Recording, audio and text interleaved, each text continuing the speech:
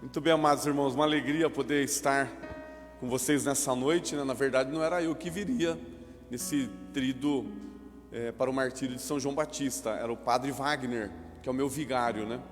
E o Padre Wagner tem que fazer uma viagem para o sul, então ele me pediu para vir, daí conversamos com o Padre Diego, a comunidade não vai ficar sem Eucaristia, né? O Padre Diego falou, não, pode ser o senhor mesmo, Padre Tom, não tem problema. Então, aqui estamos. Então, eu me sinto muito à vontade quando eu vou nas comunidades, a gente se sente em casa, né? Então, muito à vontade mesmo, viu, irmãos? E parece que é uma extensão, cada paróquia é uma extensão aqui em Itu, né? Eu brinco com algumas pessoas que eu conheço de outras localidades, né? A Itu é uma cidade com 10 paróquias, né?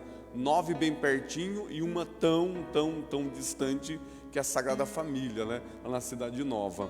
Mas as paróquias são tão próximas que a gente disputa a alma no tapa agora, sabe assim?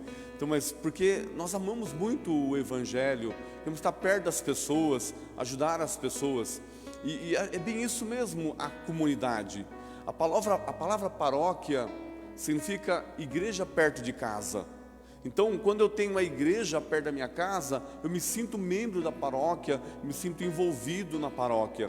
Estar na paróquia significa ser membro da mesa, ser membro da palavra, ser membro da comunidade. Então, que nós tenhamos no nosso coração esse desejo.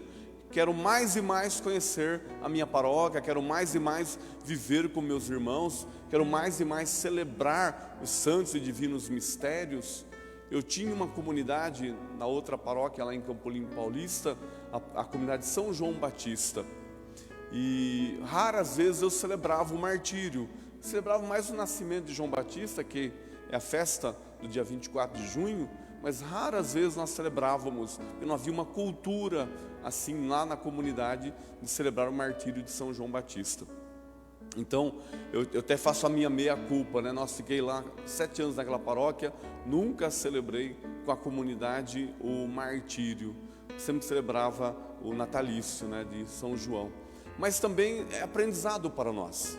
Nós crescemos, então é fundamental que nós bebamos nessa fonte segura que é a comunidade, que nos dá oportunidade de conhecer o céu, de conhecer os santos e ter também uma vida de santidade e caminhar para o céu, daí sim, em definitivo, abraçarmos todos os santos. Eu queria primeiro compartilhar a palavra de Deus. Primeiro, o texto parece que é bem emblemático, né? É um texto de segunda-feira mesmo, Nossa Senhora Aparecida, viu? Mas o texto fala de uma situação muito inusitada, quando Jesus, ele fala duro com aqueles fariseus, com aqueles homens. Ai de vós, fariseu hipócrita. Irmãos, quem de nós gostaríamos de ser chamados de hipócrita? Nossa, hipócrita é uma palavra muito pesada, é muito forte. Jesus, no seu infinito amor, ele vai falar para aqueles homens: olha, vocês são hipócritas, porque vocês usurparam a verdadeira lei, vocês roubaram a dignidade do altar, vocês roubaram a dignidade do templo. Vamos pensar um pouquinho, o que é o templo, ou o que era o templo para os judeus, no período de Jesus até antes de Jesus? O templo era tudo. O templo era o centro econômico, o templo era o centro social, político, religioso. O templo era tudo. Eles iam sempre ao templo, eles tinham as suas atividades no templo. Os que moravam mais distantes, eles iam para o templo. E vocês sabem que muitas coisas boas aconteciam no templo, mas também coisas não boas lá aconteciam. E aí está a crítica de Jesus, quando ele vai falar para os fariseus: vocês são como sepulcros caiados, por fora lindo, por dentro podre. Então Jesus faz uma crítica àqueles homens que por fora demonstravam uma rigidez, uma rispidez, um amor e temência à lei, à doutrina, mas por dentro eram podres, eram como sepulcros caiados. Irmãos, nós corremos o risco de também ser assim, viu? Corremos o risco de aparentemente apresentarmos algo e por dentro misericórdia. Então Deus nos ama a todo tempo, Deus nos conhece por dentro. Então peçamos ao Senhor que ao nos conhecer por dentro também nos purifique, ao nos conhecer por dentro que Ele nos santifique. Senhor, conheça-me por dentro, me purifique.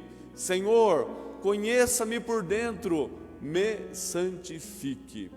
Santifique os nossos pensamentos e que as nossas atitudes correspondam com os nossos pensamentos. As nossas atitudes, elas correspondem também com o amor do Senhor. E há uma advertência que é dito, no texto, ai de vós, guias cegos. Eu lembro muito de minha mãe, a hora que seu pai chegar, a hora que seu pai chegar, a gente tem um pouco isso, família, assim, já você vai ver, espera o bispo chegar para você ver. Entre os padres, espera, eu vou falar para o bispo, você vai ver o que é bom para tosse, vai resolver com o chicote dele, você vai ver o que é bom para tosse. Então Jesus faz essa advertência para que eles observem, para que eles parem, para que eles mudem. Jesus está dando uma oportunidade para esses fariseus. Essa mesma palavra, viu, irmãos, também é uma advertência para nós. Celebramos a Santa Eucaristia no domingo, fiquei sabendo que a comunidade celebrou aí a Semana da Família, já emendou com um tríduo, virou uma novena, virou uma novena. Então, está de graça com a família, mas com certeza de ontem à noite para hoje de manhã, até agora, alguma coisa aconteceu. Então, tem que se policiar, pedir perdão, se reconciliar, viver a santidade como estado de graça para todos. Segunda questão, Santo Agostinho, celebramos hoje. Vocês conhecem a vida de Santo Agostinho? Ele só é santo porque teve uma mãe, Santa Mônica. Santa Mônica rezou 1 ano, rezou 2 anos, rezou 5 anos. Santa Mônica rezou 30 anos pela conversão do seu filho. São Agostinho, sábio, inteligentíssimo, tinha ali uma boa locução, estudou numa grande escola, foi formado, era um grande asceta, tinha conhecimento do gnosticismo, tinha uma cultura imensa, mas não tinha Deus. Era um cachaceiro, um pingaiada, porque é isso que diz a história, que Agostinho, antes da conversão, era mulherengo, cachaceiro, e a mãe dele sofria, porque Mônica, cristã, rezava pela conversão do filho, porque o filho dava muita dor de cabeça para ela. A gente sabe, uma pessoa que não é convertida, quanta dor de cabeça não dá. E de repente, Agostinho então se converte.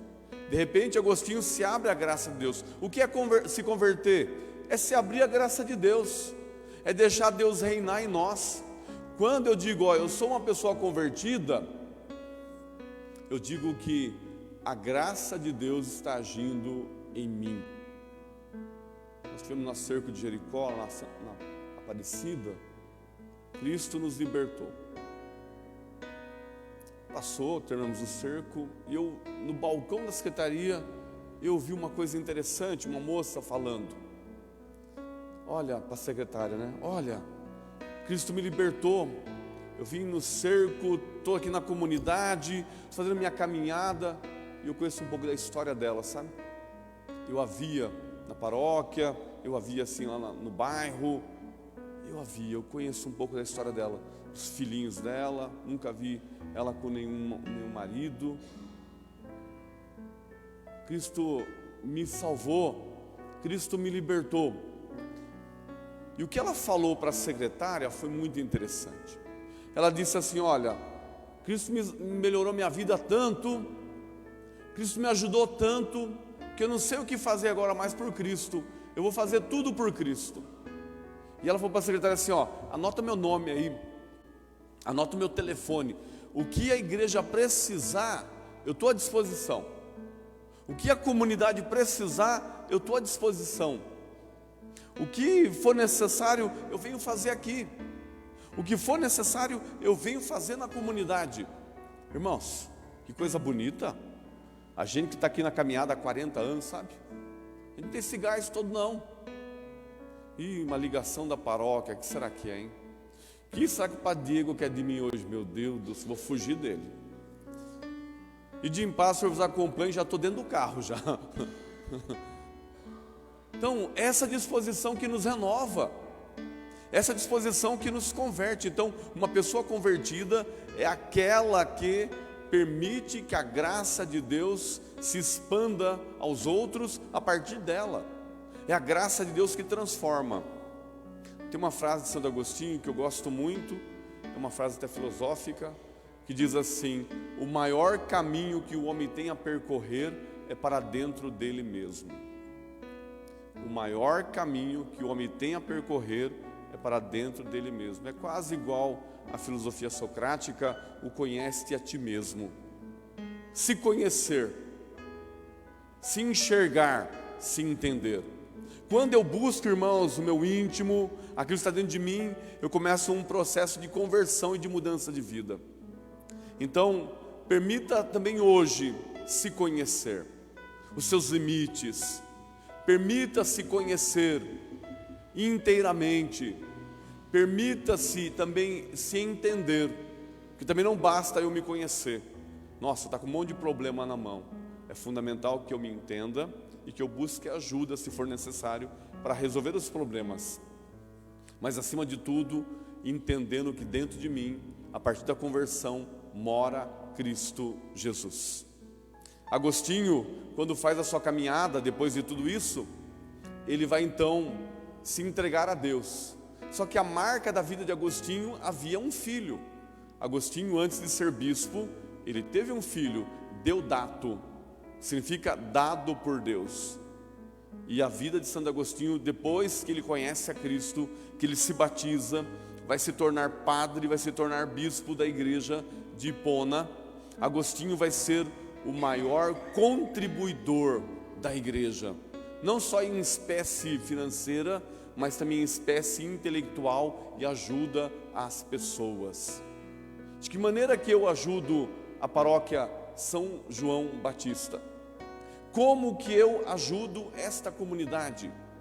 A minha ajuda, ela é acompanhada com uma fala de bênçãos. A minha ajuda, ela é acompanhada com uma fala que vai abençoar as pessoas. Porque muitas vezes a gente pode até ajudar, mas a gente reclama. Olha, estão pedindo coisa de novo. Estou dando isso aqui, mas todo mês tem que dar isso. E aí vai, e aí vai. O diabo ajuda a fazer, mas ajuda a esconder, sabe, irmãos? Na comunidade dá uma campanha nossa lá, tinha que ser doado um valor para a comunidade, para as obras, é o combinado. Fazemos isso e ajudamos. Terminei um devocional, estava passando pela igreja, hoje é noite da fofoca, pelo jeito. Passando pela igreja, escutei assim: hoje é o dia dos 30, hein? Não vai esquecer, hein? Acho que a pessoa não me viu, né? Falei: você pode dar 60 se quiser, eu falei para ela. Ai, padre, eu estava lembrando ela, falei: aham. Então põe 90, então, só em penitência, tá bom? Mas não pode ser acompanhado com maldição, aquilo que a gente fala, aquilo que a gente vai ajudar. O que eu tenho que fazer tem que ser por completo. Agostinho fez por completo. Quando a gente olha para a imagem de São João Batista, né, a gente celebrou, os irmãos celebraram, né, São João Batista como padroeiro, mas celebra o martírio. O que é o mártir? Mártir é uma palavra grega que significa testemunho. Então, aquele que vai dar testemunho, mas não esse testemunho que a gente escuta hoje na televisão, né? Olha, eu era isso, assado, tal. É válido, algumas coisas são válidas, mas é algo além, algo além. A vida de João Batista já era um testemunho. O primeiro milagre que João Batista fez foi no nascimento. Zacarias era mudo, Zacarias não falava. A presença de João faz aquele homem soltar a língua. O nome dele é João. Será João, o nome dele é João. Então, João Batista dá testemunho de Jesus. O seu martírio também corresponde com a opção de vida que ele fez. João Batista optou pelo reino. Eu, como cristão, tenho que me optar, fazer opção pelo reino. João Batista optou também para doar-se aos outros. Eu tenho também que fazer minha opção para doar-se aos outros. João Batista não tinha consciência do preço que pagaria, mas ele sabia que o preço que Jesus pagaria na cruz iria remir toda a humanidade, e João se entrega nesta missão.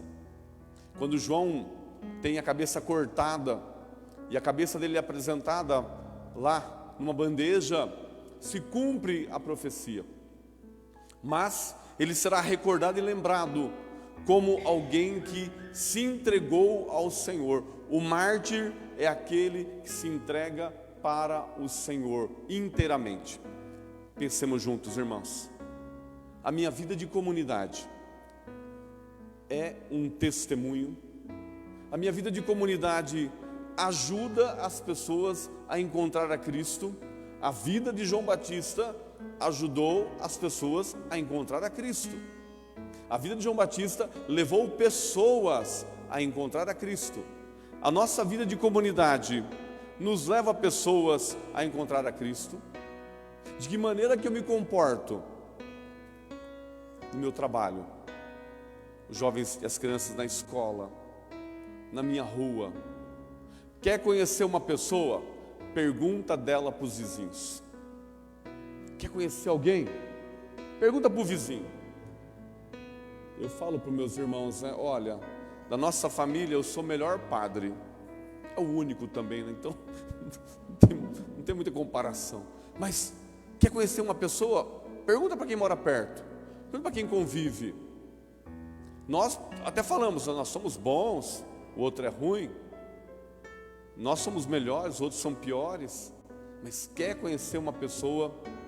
Conviva com ela. Pergunte para os outros, mas também esteja disposto a ouvir a dor da outra pessoa. Testemunhar Jesus não é fácil, mas é de suma importância para a vida cristã. Eu queria concluir. Eu sou de Campo Limpo Paulista, nasci em Campo Limpo, tive a oportunidade de ver minha vida todinha na rua da igreja. Eu até fui pároco nessa mesma paróquia de Santa Luzia, e eu era quase vizinho da minha mãe, sabe? Na mesma rua que a gente morava. Padre, morei muito tempo na minha rua, quando criança, jovem. Fui para o seminário, depois voltei, fui morar na rua da casa dos meus pais. Meu pai já era falecido, mas bem pertinho, a casa paroquial era bem pertinho da casa dos meus pais. E quando criança eu brincava de bola na rua, como qualquer criança, né? Brincava de bola na rua, e a gente jogava bola, batia nos portões, batia nos carros, como qualquer criança. E às vezes a bola caía na casa da Dona Inês. A Dona Inês, a bola caía lá, às vezes ela voltava, às vezes voltava a bola furada, e às vezes a Dona Inês jogava água na gente com um balde, às vezes a Dona Inês reclamava, e às vezes a Dona Inês aparecia com a bola e com uma faca assim. O tempo passou, fui assumir a paróquia de Santa Luzia em Campo Limpo. Primeira missa, segundo banco à esquerda, quem está sentadinha lá? A Dona Inês. Irmãos, quando eu olhei para a Dona Inês, creio em Deus Pai, Todo-Poderoso. Quando eu olhei para a Dona Inês, a primeira imagem na minha cabeça foi a bola e a faca. Qualquer momento ela ia arrancar uma bola da bolsa e passou, tinha uma recepção no salão, as primeiras missas, né? Todo mundo vai, vamos pro salão, vamos acolher o padre, é isso, aquilo. Vem a Dona Inês. Tudo bem, padre Tom, tudo bem. Eu tenho um outro apelido, né? Apelido de infância, Pipa, que era gordinho, né? Pipa. Ai, padre, bem, Antônio, Pipa, aquela coisa assim, né? Dona Inês, por que a senhora furava a bola da gente? Ela falou assim, eu quero que o senhor vá na minha casa abençoar, eu vou te mostrar o porquê. E às vezes os irmãos da comunidade falavam as coisas. Eu fui na casa dela lá.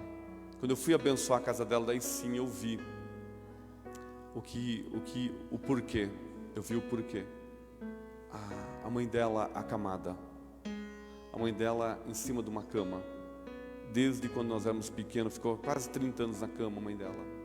Teve uma doença degenerativa, então qualquer barulho, qualquer coisa, qualquer situação